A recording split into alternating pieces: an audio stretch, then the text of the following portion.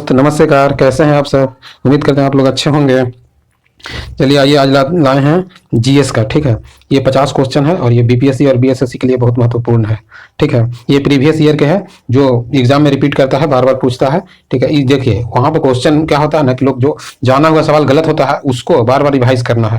ठीक है, आइए तो देखते हैं। ठीक है, देखिए चंद्रगुप्त मौर्य ने किससे पराजित करके मौर्य साम्राज्य की स्थापना की थी। देखिए चंद्रगुप्त जो मौर्य थे वो किससे पराजित करके अपना स्थापना किए थे साम्राज्य को, तो ये नंद वंश के संस्थापक तो कौन थे, महापद्मनंद। ठीक है, लेकिन इसका अंतिम शासक कौन थे, घनानंद थे। घनानंद को हराकर देखिए चाणक्य के गुरु कौन थे, तो ये चाणक्य के गुरु विष्णुगुप्त और कौटिल्य थे। ठीक है, चंद्रगुप्त मौर्य के गुरु कौन हो गए, तो ये हो गए चाणक्य और कौटिल्य। ठीक है, जो एक ही नाम से जाना जाता था। देखिए शिव समुद्रम पतन बिजली योजना स्थित है। शिव समुद्रम जो पतन बिजली है, शिव समुद्रम वो किस नदी पर है, तो ये कावेरी नदी पर कर्नाटक में आ जाएगा। ठीक है, इसका गठन 1997 में पहला पन बिजली हुआ था, लेकिन इसका गठन हुआ था 1902 में। ठीक है, इसका 1902 में हुआ था और जो कि पहला हुआ था ये 1897 में दार्जिलिंग में हुआ था। ठीक है, दार्जिलिंग में हुआ था।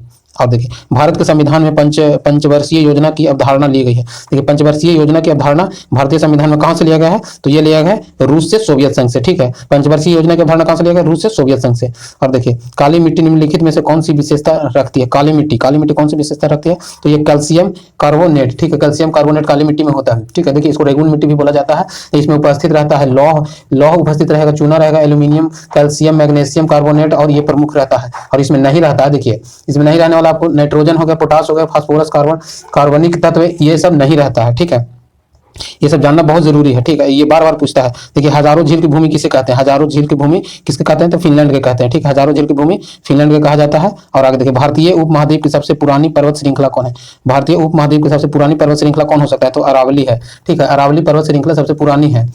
ठीक है, देखिए सबसे पुरानी है जो कि राजस्थान में स्थित है। इसका सबसे जो कि ये है इसका जो गुरु शिखर है, इसका सबसे ऊंची चोटी है, गुरु शिखर सबसे ऊंची चोटी है। ठीक है, माउंट आबू में। ये जैन मंदिर यहाँ पे स्थित है। ठीक है, जैन मंदिर यहाँ पे स्थित है, ये राजस्थान में पड़ता है। ठीक, और देखिए ब्रह्मपुत्र नदी को तिब्बत में सांगपो कहा जाता है और बांग्लादेश में क्या कहा जाता है। देखिए ब्रह्मपुत्र नदी को तिब्बत में सांगपो, तो बांग्लादेश में क्या कहेगा, जमुना कहा जाएगा। ठीक है, बांग्लादेश में क्या कहा जाता है, इसको जमुना कहा जाता है। और भारत में ब्रह्मपुत्र कहा जाता है, असम में। ठीक है, ये अरुणाचल प्रदेश से होते हुए हमारे भारत में प्रवेश करते हैं। ठीक है, ये कौन पहाड़ी से होकर टकरा कर आता है, आप लोग कमेंट में बताइए। देखिए हावो जनजाति संबंधित है। हावो जनजाति किससे संबंधित है, किस राज्य से, तो ये हो जाएगा आपको असम से। हावो जनजाति किससे संबंधित है, तो असम से संबंधित है। ठीक है, और आगे देखिए विक्टोरिया मेमोरियल हॉल स्थित है। विक्टोरिया मेमोरियल हॉल कहाँ स्थित है, तो कोलकाता में विक्टोरिया मेमोरियल हॉल स्थित है। ठीक है, कहाँ स्थित है, कोलकाता में। और देखिए इसका जो बनाया गया था 1906 से लेकर 1921 में बनाया गया था, ये रानी विक्टोरिया की समर्पित है। ठीक है, स्मारक जो है ये स्मारक है रानी विक्टोरिया के समर्पित है। ठीक है, और देखिए यहाँ पे शिल्पकार सुंदर चित्रकला मिश्रण है। ठीक है, जो यहाँ पे शिल्पकार सुंदर चित्रकला मिश्रण है। और देखिए भारत में सर्वश्रेष्ठ शौर्य पुरस्कार है। देखिए भारत में सर्वश्रेष्ठ शौर्य पुरस्कार कौन सा है, तो सबसे सर्वश्रेष्ठ पुरस्कार कौन सा आपको आ जाएगा, तो आ जाएगा परमवीर। ठीक है, कौन आ जाएगा, परमवीर आ जाएगा। इसके बाद कौन आ जाता है, अशोक आ जाता है। ठीक है, परमवीर आएगा, अशोक आएगा। और देखिए और आपको आ जाता है, देखिए यहाँ पे एक क्वेश्चन था आपको, ये क्वेश्चन देखिए कौन सा राज्य वार्षिक सूर्यकुंड शिल्प मेला का मेजबानी है। ठीक है, वार्षिक सूर्यकुंड मेला का मेजबानी है, कौन सा हो जाएगा, कौन सा राज्य आ जाएगा, पंजाब, राजस्थान या हरियाणा। तो ये आपको आ जाता है वार्षिक सूर्यकुंड मेला लगाया जाता है, कहाँ पे लगाया जाता है, तो ये लगाया जाता है आपको हरियाणा में। ठीक है, हरियाणा में लगाया जाता है। ठीक है, वार्षिक सूर्यकुंड मेला। और देखिए मानव अधिकार दिवस कब मनाया जाता है, मानव अधिकार दिवस कब मनाया जाता है, तो 10 दिसंबर को मनाया जाता है मानव अधिकार दिवस। देखिए इससे स्टार्ट हुआ था 1948 से। ठीक है, मानव अधिकार दिवस को मनाया जाना। ठीक है, देखिए इसमें 5 प्रकार के होते हैं। देखिए समानता का, देखिए इसको रक्षा करने का अधिकार, यानी जो मानव है, मनुष्य लोग है, उसको रक्षा किया जाता है समानता से, शांति से, न्याय से, स्वतंत्रता से और मानव का गरिमा से। ठीक है, ये सब ये क्या है, ये है आपको स्वतंत्रता यानी रक्षा करने के लिए। कौन कौन सा आ जाएगा, समानता आ जाएगा, शांति आ जाएगा, न्याय आ जाएगा, स्वतंत्रता आ जाएगा, मानव के गरिमा यानी जो सम्मान होता है। ठीक है, एलिफेंटा पास कहाँ स्थित है, तो एलिफेंटा पास कहाँ आ जाएगा, एलिफेंटा आ जाएगा आपको श्रीलंका में है। ठीक है, एलिफेंटा पास कहाँ है, श्रीलंका में। इसको हाथी दर्रा भी कहा जाता है। ठीक है, हाथी दर्रा भी कहा जाता है। देखिए जफरान प्रांत में स्थित है, ये जो एलिफेंटा है वो कहाँ स्थित है, आपको जफरान प्रांत में स्थित है। ठीक है, देखिए गिद्धा किस राज्य की नृत्य शैली है, गिद्धा जो नृत्य शैली है वह कहाँ का है, तो गिद्धा आपको आ जाएगा कहाँ का, ये पंजाब का आ जाएगा। और ये महिलाओं द्वारा किया जाता है। ठीक है, गिद्धा किसके द्वारा किया जाता है, महिलाओं द्वारा किया जाता है। पारंपरिक लोक नृत्य है गिद्धा। ठीक है। और देखिए किलिमंजारो पर्वत श्रृंखला स्थित है। देखिए किलिमंजारो पर्वत श्रृंखला कहाँ स्थित है, तो किलिमंजारो कहाँ जाएगा आपको, तंजानिया में। ठीक है, किलिमंजारो कहाँ जाएगा आपको, तंजानिया में। तंजानिया में जो कि अफ्रीका महाद्वीप में है। ठीक है, इसकी सबसे ऊंची चोटी है तंजानिया। किलिमंजारो की सबसे ऊंची चोटी है तंजानिया, जो कि अफ्रीका में स्थित है। इसका ऊंचाई कितना आ जाएगा, तो 5895 मीटर आ जाएगा। 5895 मीटर आ जाता है। ठीक है, कितना आ जाएगा, 5895 मीटर आ जाएगा। ठीक है, और देखिए और आ जाएगा अस्थाई पवन का एक उदाहरण है। देखिए अस्थाई पवन का क्या उदाहरण हो जाएगा, तो ये पछुआ पवन हो जाएगा, अस्थाई पवन का उदाहरण। ठीक है, पछुआ पवन अस्थाई पवन का उदाहरण हो जाएगा। चिनूक जो है, चिनूक कहाँ चलता है, तो अमेरिका में चलता है। ये बहुत गर्म रहता है, इसको तापमान रहता है 40 डिग्री सेंटीग्रेड। ठीक है, देखिए किस वर्ष में जारी अध्यादेश के माध्यम से भारत में बैंकों का राष्ट्रीयकरण किया गया था। देखिए किस वर्ष जारी किया गया था जिससे बैंकों का राष्ट्रीयकरण पहली बार किया गया था, तो पहली बार कब किया गया था, तो पहली बार बैंकों का राष्ट्रीयकरण 1969 में किया गया था। ठीक है, पहली बार बैंकों का राष्ट्रीयकरण किया गया था 1969 में। कितने बैंकों का राष्ट्रीयकरण पहली बार किया गया था, आप लोग कमेंट करके बताइए। ठीक है, और दूसरी बार बैंकों का राष्ट्रीयकरण किया गया था कब किया गया था दूसरी बार, तो दूसरी बार किया गया था 1980 में किया गया था 6 बैंकों का राष्ट्रीयकरण। ठीक है, पहली बार दूसरी बार 6 बैंकों का, पहली बार आप लोग कमेंट करके बताइए। देखिए मनरेगा कब संबंधित है, मनरेगा कब किससे संबंधित है, तो मनरेगा कब किससे संबंधित है, फुटबॉल से। ठीक है, मनरेगा कब किससे संबंधित है, फुटबॉल से। और देखिए यह कब जो होता है टूर्नामेंट होता है वो किस देश में होता है, तो मलेशिया के द्वारा किया जाता है। टूर्नामेंट किसके द्वारा किया जाता है, तो मलेशिया देश के द्वारा किया जाता है टूर्नामेंट। देखिए पहला मुगल सम्राट बाबर कहाँ से भारत आया था, जो पहला मुगल सम्राट पहला कौन आया था, तो बाबर आया था। ठीक है, जो 1526 से लेकर 1530 तक रहा था, पानीपत के प्रथम युद्ध किया था। जो 21 देश प्रांत से आया था, तो ये फरगना प्रांत से आया था। ठीक है, फरगना प्रांत से आया था।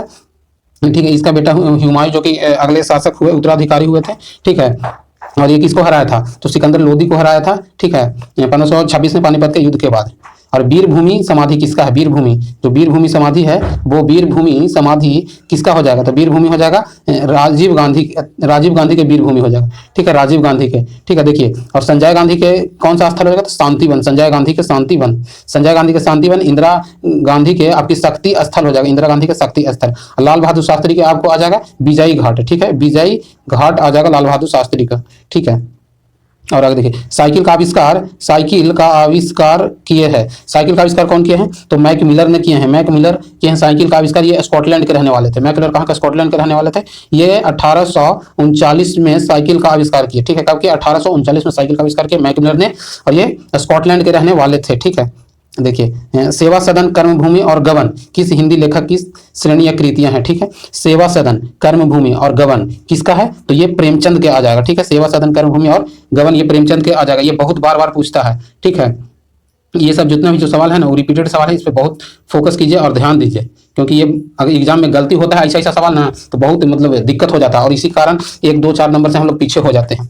ठीक, जो नहीं जान रहे उसको कोई दिक्कत नहीं, लेकिन जो जान रहे हो अगर गलत हो जाएगा कंफ्यूजन के कारण से, तो वो पीछे जाने का कारण हो जाता है। देखिए एलोरा कंदराओं में मंदिर की कुल संख्या क्या है। देखिए एलोरा का है, महाराष्ट्र में है, जो कि यहाँ पे कुल मंदिर की संख्या कितना हो जाएगा, तो कुल मंदिर की आपको संख्या हो जाएगा 34। ठीक है, कुल मंदिर की संख्या 34 हो जाएगा। ठीक है, देखिए और जो एलोरा है यहाँ पे जो कौन कौन धर्म होता है, बौद्ध होता है, ब्राह्मण और जैन। ठीक है, जैन, बौद्ध, ब्राह्मण, और हिंदुओं को भी है, मतलब एक धर्म से नहीं, वो बहुत सारे धर्म से जुड़ा हुआ है। ठीक है, देखिए इसका प्रसिद्ध गुफा कौन सा है।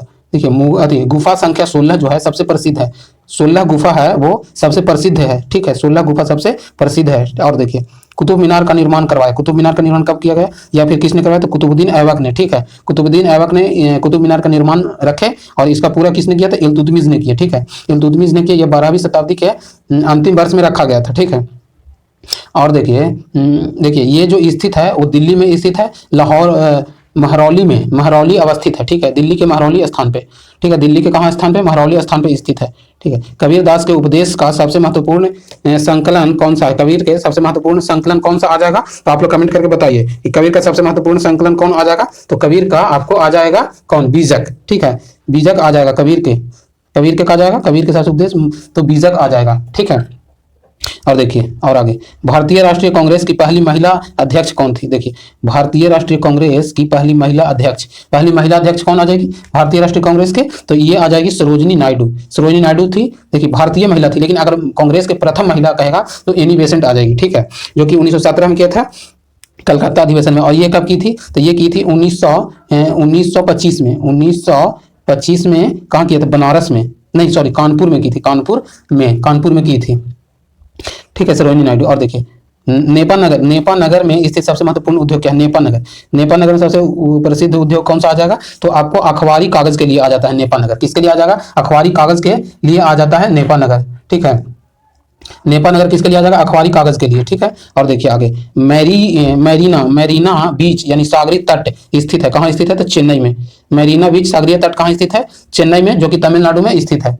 तमिलनाडु में। चेन्नई कहाँ स्थित है? तमिलनाडु में, ठीक है। और आगे देखिए, दिलवाड़ा के मंदिर का उदाहरण है। दिलवाड़ा, दिलवाड़ा कहाँ? जैन मंदिर है, ठीक है। जो दिलवाड़ा कहाँ? राजस्थान में आता है। ये किस शैली का बना है? तो ये आपको आ जाएगा नागर शैली। और द्रविड़ जो है दक्षिण के मंदिर के, और बेसर ये मध्य के मंदिर का आ जाता है, ठीक है। तो ये आपको दिलवाड़ा जैन मंदिर है, जो कि यहाँ पे स्थित है अबू नगर में, अथी माउंट आबू में, माउंट आबू में स्थित है। ये 5 मंदिर का वहाँ पे जो है वो प्रमुख है, ठीक है। और देखिए, भारत में लौह धातु प्रचुर मात्रा में पाई जाती है। भारत में जो लौह धातु है प्रचुर मात्रा में किस प्रदेश में पाया जाएगा? तो ये किस प्रदेश में? मध्य प्रदेश में पाया जाएगा, ठीक है। मध्य प्रदेश में पाया जाएगा प्रचुर धातु, ठीक है। और देखिए, भारत का पहला वैज्ञानिक उपग्रह जो कि परिक्रमा किया गया था, पहला भारत का वैज्ञानिक उपग्रह जो परिक्रमा किया गया था, वो आपको आ जाएगा ये आर्यभट्ट, ठीक है। आर्यभट्ट को कब छोड़ा गया था? तो 19 अप्रैल 1975 को, ठीक है। 19 अप्रैल 1975 को छोड़ा गया था, ठीक है। 19 अप्रैल 1975 को छोड़ा गया था, ठीक है।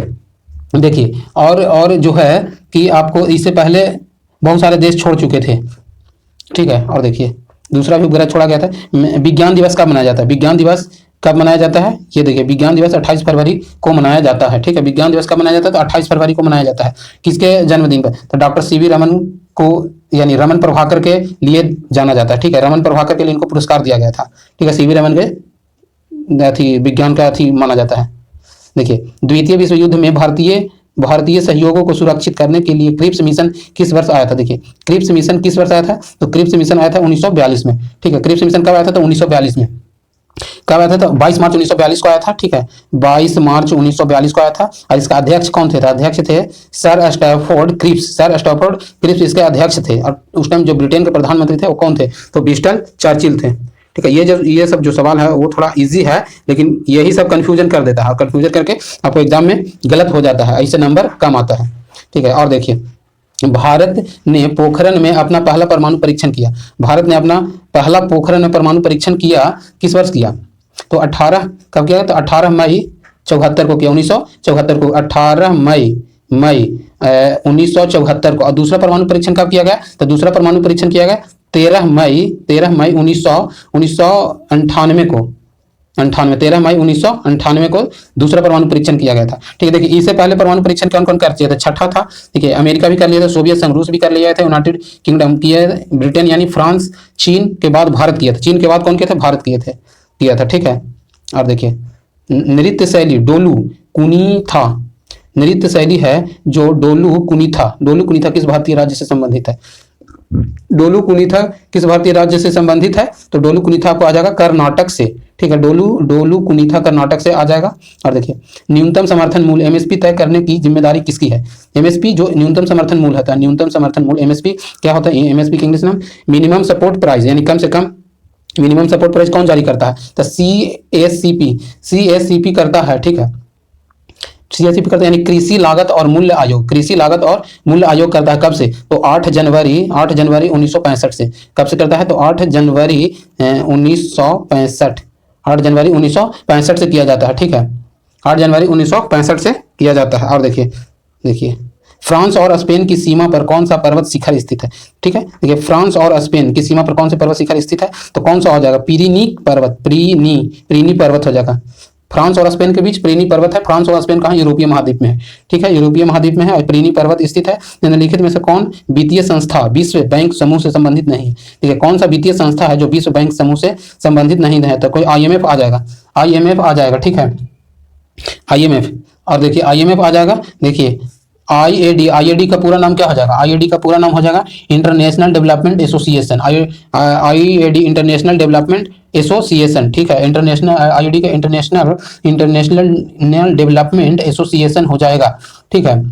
इसके बाद हो जाएगा एडीबी क्या हो जाएगा? Association development bank, Asian development bank, sorry, ADB क्या हो जाएगा? एशियन डेवलपमेंट बैंक, एडीबी का एशियन डेवलपमेंट बैंक हो जाएगा, ठीक है। और आपको आईबीआरडी का हो जाएगा, आईबीआरडी का क्या हो जाएगा? आप लोग बताइए। International bank for requirement and development हो जाएगा। ठीक है, इसका आंसर ये IMF नहीं होगा। ठीक है, और देखिए प्राचीन शहर लोथल जो अब एक प्रमुख पुरातात्विक स्थल के रूप में प्रसिद्ध है, भारत के किस राज्य में? ठीक है, सिंपल सी लोथल किस राज्य में स्थित हो जाएगा? तो लोथल आपको हो जाएगा गुजरात में। ठीक है, लोथल गुजरात में है। और धौलावीरा कहाँ है? तो धौलावीरा को भी गुजरात में है, जो कि अभी हाल ही में इसको हेरिटेज में शामिल किया गया। देखिए, सामान्य रूप से मुद्रा नीति का प्रावधान लक्ष्य है। मुद्रा नीति का प्रावधान लक्ष्य आपको क्या आ जाएगा? ठीक है, मुद्रा नीति का प्रावधान लक्ष्य क्या आ जाएगा? तो मुद्रा आपूर्ति का नियंत्रण करना। ठीक है, इसका क्या आ जाता है? जिम्मेदारी आ जाएगा RBI के द्वारा। क्या आ जाता है? तो मुद्रा नीति को क्या आ जाएगा? मुद्रा आपूर्ति को नियंत्रण करना, निजी बैंक को नियंत्रण करना या शेयर बाजार को नहीं, मुद्रा आपूर्ति को नियंत्रण करना आ जाता है किसके द्वारा? RBI के द्वारा, रिजर्व बैंक ऑफ इंडिया के द्वारा, RBI। ठीक है, RBI के द्वारा आ जाता है ये मुद्रा आपूर्ति नियंत्रण करना। ठीक है, मुद्रा आपूर्ति को नियंत्रण करना आ जाएगा। देखिए, गांधी जी किसे अपना राजनीतिक गुरु मानते थे? राजनीतिक गुरु कौन थे गांधी जी के?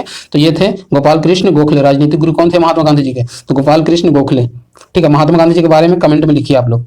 ठीक है, 2011 की जनगणना के अनुसार किस भारतीय राज्य में सबसे कम जनसंख्या घनत्व है? देखिए, 2011 की जनगणना के अनुसार सबसे कम जनघनत्व किस राज्य में आ जाएगा? तो अरुणाचल प्रदेश में आ जाएगा। अरुणाचल प्रदेश में कितना है? तो जनसंख्या घनत्व 17 व्यक्ति प्रति वर्ग किलोमीटर, 17 व्यक्ति प्रति वर्ग किलोमीटर आ जाएगा। राज्य में बोलेगा तो सबसे अधिक बिहार में आ जाएगा। राज्य में सबसे अधिक बिहार में आ जाएगा। कितना? 1106 है। ठीक है, और अगर राज्य में, हाँ, और अगर दिल्ली में कितना है? दिल्ली में आप लोग कमेंट करके बताइए। ठीक है, और आगे देखिए, भारत ने किस वर्ष में राष्ट्रमंडल खेलों की मेजबानी की? देखिए, भारत ने किस वर्ष राष्ट्रमंडल खेल की मेजबानी की? तो ये 2010 में की। ठीक है, 2010 में की। करंट से आ जाता है। जलियांवाला बाग हत्याकांड घटना कब हुआ? तो जलियांवाला बाग हत्याकांड घटना कब हुआ था? जलियांवाला बाग, तो जलियांवाला बाग हुआ 13 अप्रैल 1919 को। कब? 13 अप्रैल 1919 को। कहाँ हुआ था? तो अमृतसर पंजाब में हुआ था। ठीक है, किसके कारण था? डॉक्टर सैफुद्दीन किचलू और डॉक्टर सत्यपाल मलिक और सैफुद्दीन किचलू की गिरफ्तारी में वहां पे क्या किया गया था? एक मीटिंग को रखा गया था, इसलिए वहां पे जनरल डायर ने गोली चलवाया था। ठीक है, और देखिए, उधम सिंह के और सैफुद्दीन किचलू के थी गिरफ्तारी में किया गया था। देखिए संगम साहित्य। ठीक है, संगम साहित्य किस भारतीय भाषा में लिखा गया? संगम साहित्य किस में लिखा गया? तो ये आपको आ जाएगा तमिल में। ठीक है, संगम साहित्य किस में आ जाएगा? तमिल में आ जाएगा। ठीक है, संगम साहित्य किस में आपको आ जाएगा? संगम साहित्य तमिल में आ जाएगा। और आगे देखिए, भारत का पहला अफगान शासक कौन था? भारत का पहला अफगान शासक कौन आ जाएगा? तो भारत का पहला अफगान शासक आ जाएगा बहलोल लोदी। ठीक है, सिकंदर लोदी नहीं, बहलोल लोदी। ठीक है, बहलोल लोदी वंश के संस्थापक माना जाता है।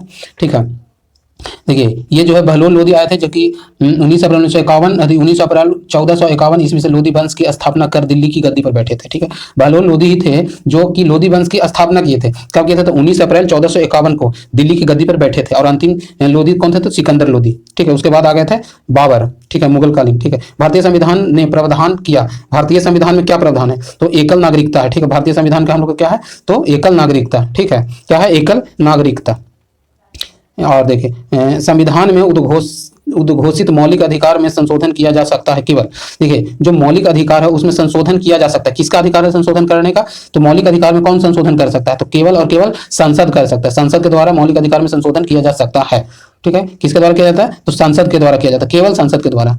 ठीक है, राष्ट्रपति अपना त्यागपत्र संबोधित करता है। राष्ट्रपति जो है अपना त्यागपत्र किसे संबोधित करेगा? तो राष्ट्रपति अपना त्यागपत्र किसे देगा? तो उपराष्ट्रपति को देगा। ठीक है, उपराष्ट्रपति को देगा। किस अनुच्छेद के तहत? अनुच्छेद 54(1)(a) के द्वारा दिया जाता है। ठीक है, अनुच्छेद 56(1)(a) के द्वारा दिया जाता है। राष्ट्रपति उपराष्ट्रपति को शपथ या नहीं, ये त्यागपत्र देते हैं। ठीक है, और देखिए, भारतीय यदि संविधान को 8वीं अनुसूची संविधान अधिनियम 2003 द्वारा यथातथ में सूचीबद्ध भाषाओं की संख्या कितनी है? ठीक है, देखिए, 8वीं अनुसूची में जो भाषा है हम लोग के, वो कितना है? तो हम लोग के भाषा कितना आ जाता है? तो ये आ जाता है 22 भाषा। ठीक है, कितना आ जाता है? 22 भाषा आ जाएगा। ठीक है, और इतना ही रहने देते हैं। ठीक है, आप लोग चैनल को देखिए, शेयर कीजिए, सब्सक्राइब कीजिए और लाइक कमेंट जरूर कीजिए। धन्यवाद वीडियो देखने के लिए।